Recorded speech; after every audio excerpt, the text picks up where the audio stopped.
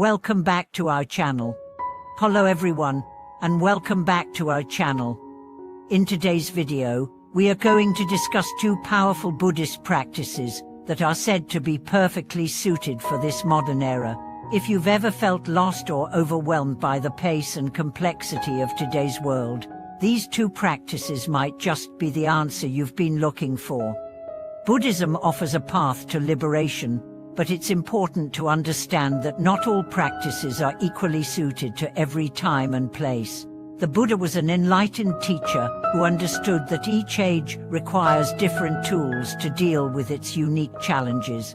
In the age we live in, an age filled with distractions, material desires, and mental restlessness, there are two practices that stand out as particularly powerful for our time.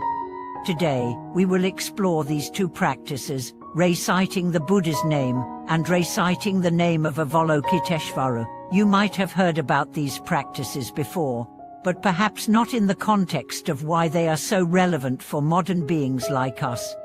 The nature of our time and its challenges. To begin, we need to understand the nature of the world we live in. It's no secret that modern life is fast-paced and filled with distractions. Our minds are constantly pulled in different directions, and it's easy to get lost in the whirlwind of daily life.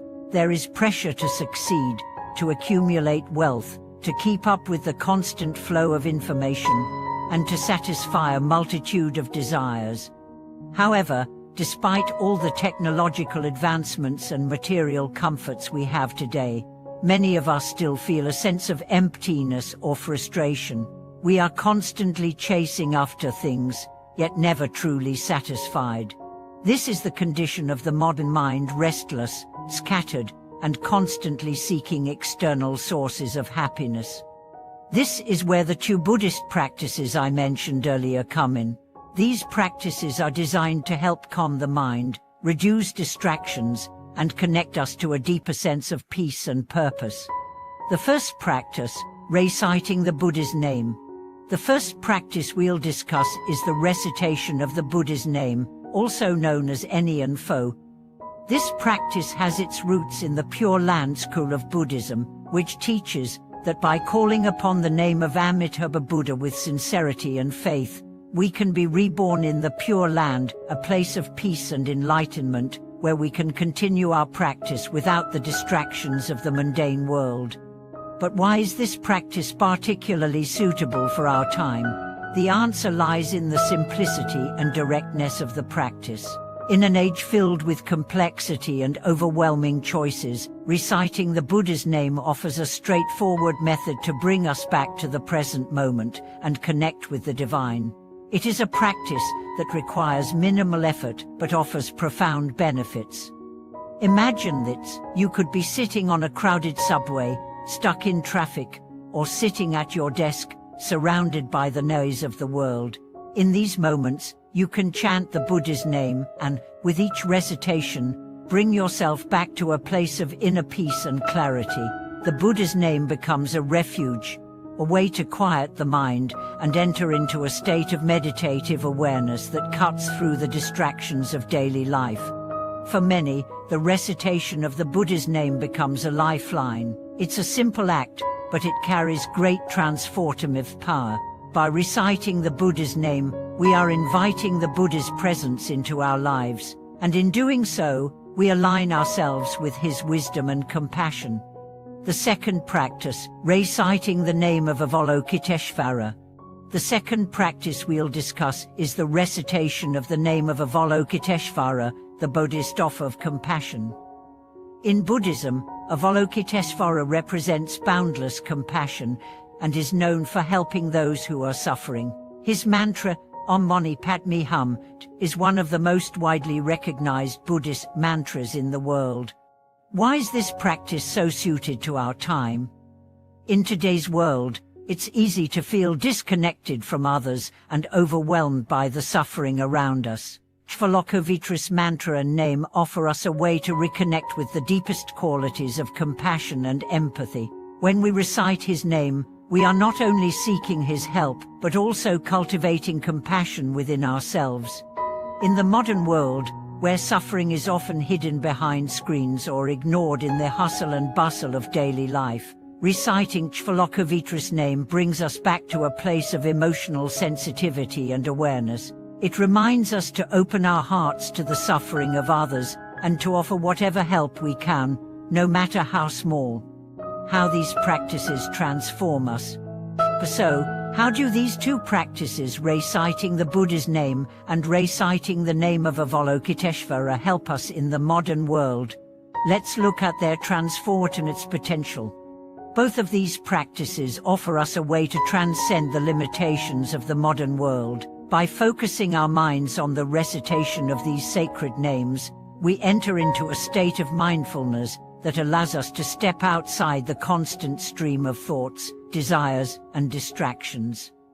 This helps us experience the world more fully and find peace amidst chaos.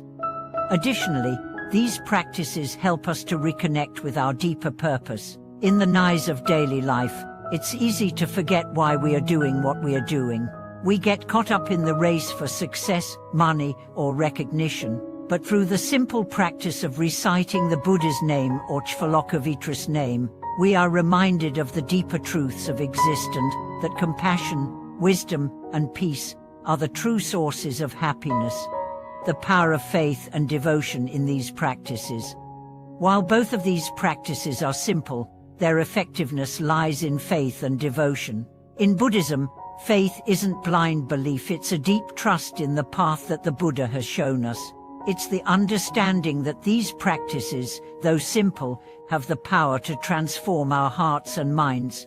Devotion isn't just about chanting or reciting, it's about pouring your heart into the practice, trusting that it will lead you to liberation. Both practices, the recitation of the Buddha's name and the recitation of Chvalokovitra's name, are incredibly accessible to anyone, regardless of their background or spiritual level.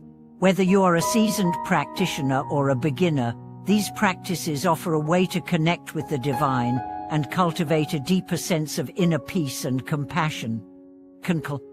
Finding liberation in our modern world. In conclusion, the two practices we've discussed today, reciting the Buddha's name and reciting the name of Avalokiteshvara, are uniquely suited to the challenges of the modern world. They are simple, accessible, and profoundly transformative. In a time when the mind is constantly distracted and the heart often feels disconnected, these practices offer us a way to reconnect with our inner peace and with the suffering of others.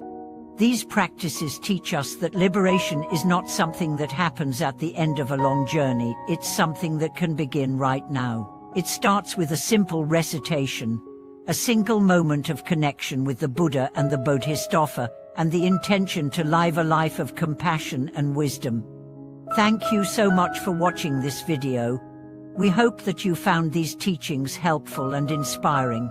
If you have any personal experiences with these practices or thoughts on how they have impacted your life, please feel free to share them in the comments below. As always, don't forget to like, subscribe, and share this video with others who might benefit from these teachings. We'll see you next time. Thank you for being here with us today.